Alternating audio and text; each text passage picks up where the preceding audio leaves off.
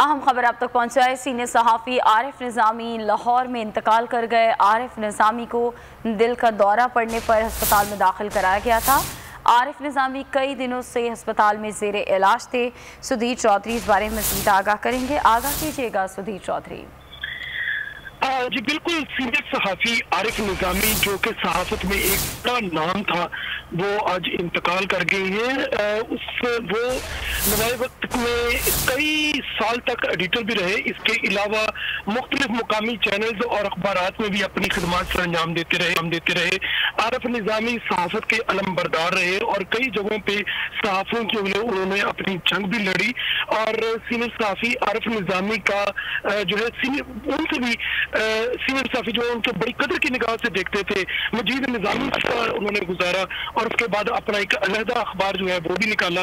लेकिन आज जो है वो इंतकाल कर गए हैं। चंद रोज कबल उन्हें दिल का दौरा पड़ा और आज वो जांबर ना हो सके और मुकामी अस्पताल में अपनी जान आफरीन के सुपुर्द कर दी।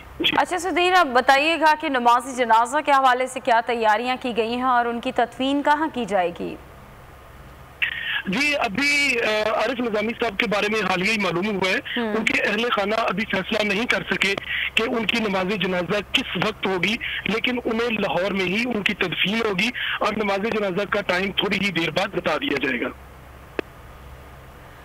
ठीक है, बहुत ही चौधरी आगाह कर रहे थे। सीनियर सहाफ़ी आरिफ निज़ामी लाहौर में इंतकाल कर गए। आरिफ निज़ामी को दिल का दौरा पड़ने पर अस्पताल में दाखिल कराया गया था। पिछले 2 हफ्ते से वो अस्पताल में ज़ेरे इलाज थे और वज़ीर आज़म और वज़ीर इत्तलात का सीनियर सहाफ़ी के इंतकाल पर अफसोस का इजहार।